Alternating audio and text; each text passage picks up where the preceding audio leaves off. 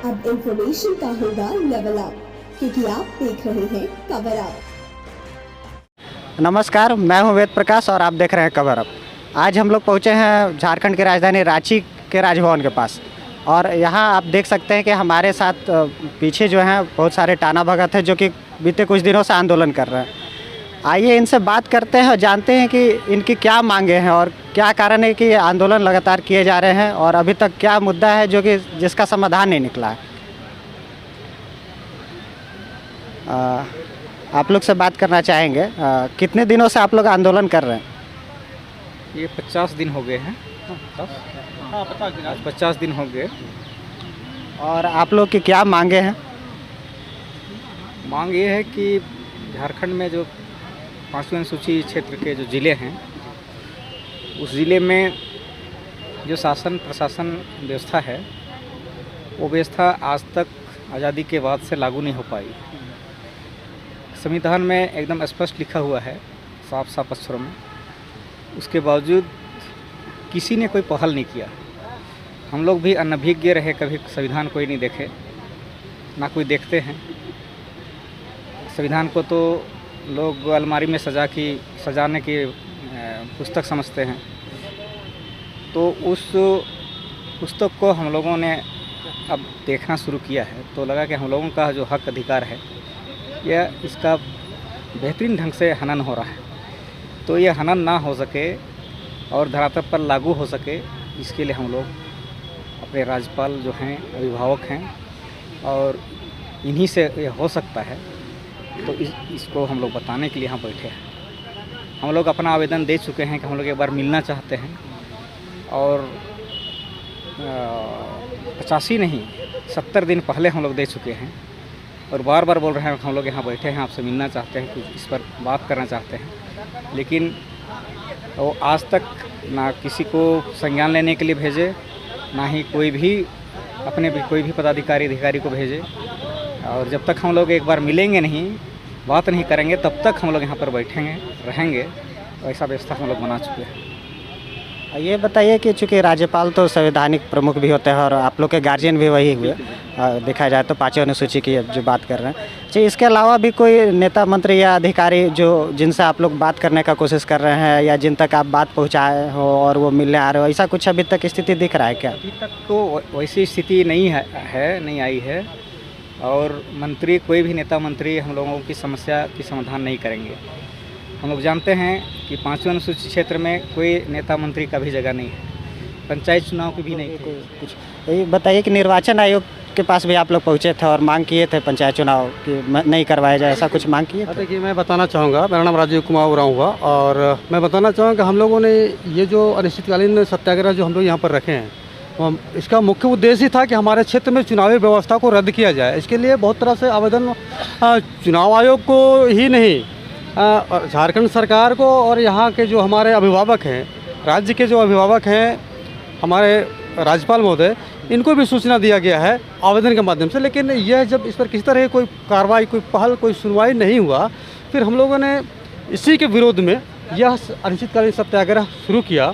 और मैं आपको बता दूं कि हम लोग का जिस क्षेत्र में आज रहते हैं, संविधान के द्वारा प्रदत्त अधिकार है 5वीं अनुसूची, तो धारा 244(1) के तहत दिया गया है, जहां ये व्यवस्था है कि हम लोगों का यहाँ जो व्यवस्था हो वो पारंपरिक व्यवस्था हो, रूढ़िवादी व्यवस्था हो, जिसके तहत हम लोग यहाँ पर हैं।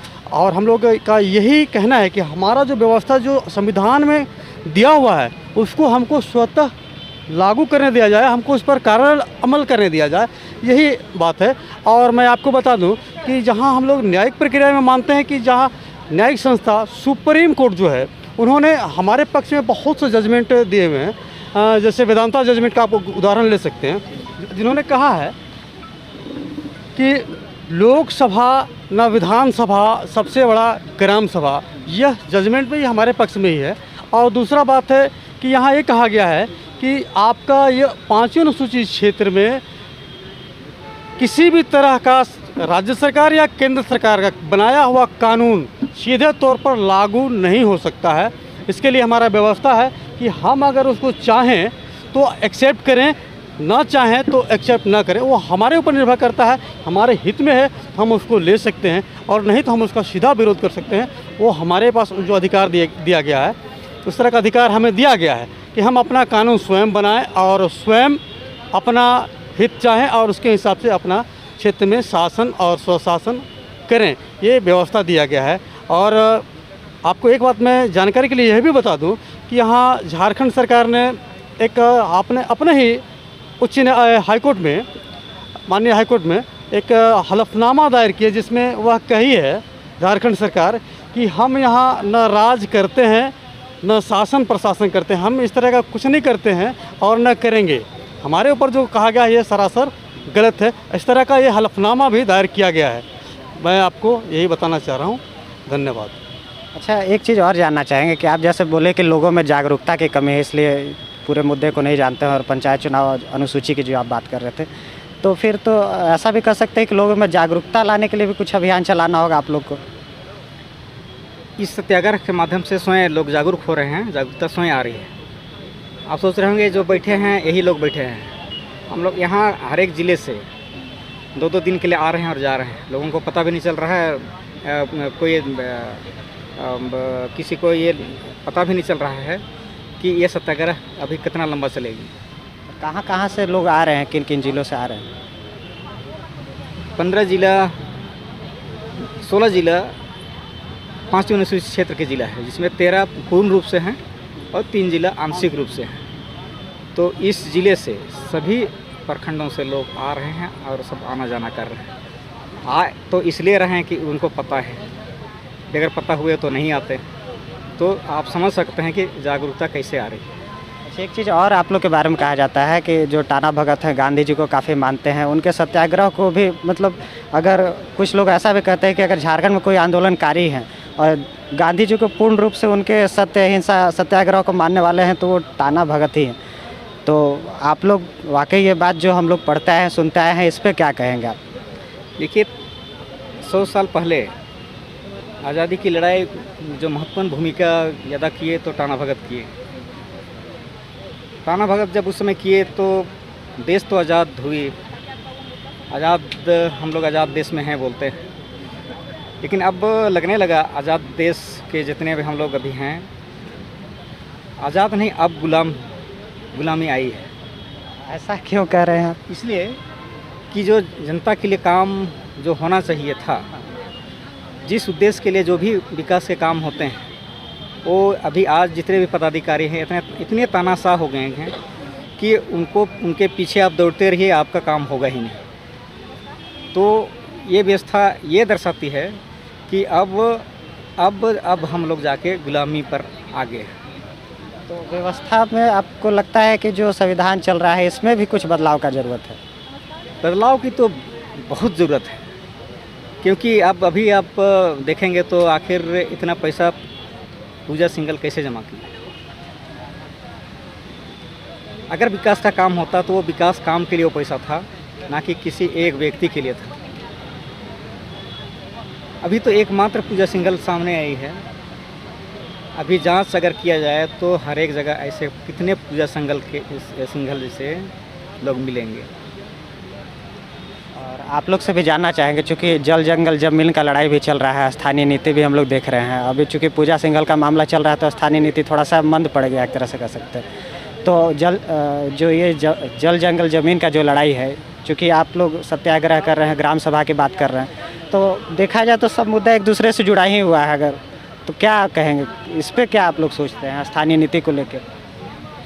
देखिए, हम लोग 5वीं अनुसूचित क्षेत्र में एक ऐसा देखेंगे तो जिस तरह से एक पेड़ का जो जड़ है और उस जड़ के बदौलत पेड़ का सारे शाखाएं टिकी हुई है, जस्ट लाइक संविधान है।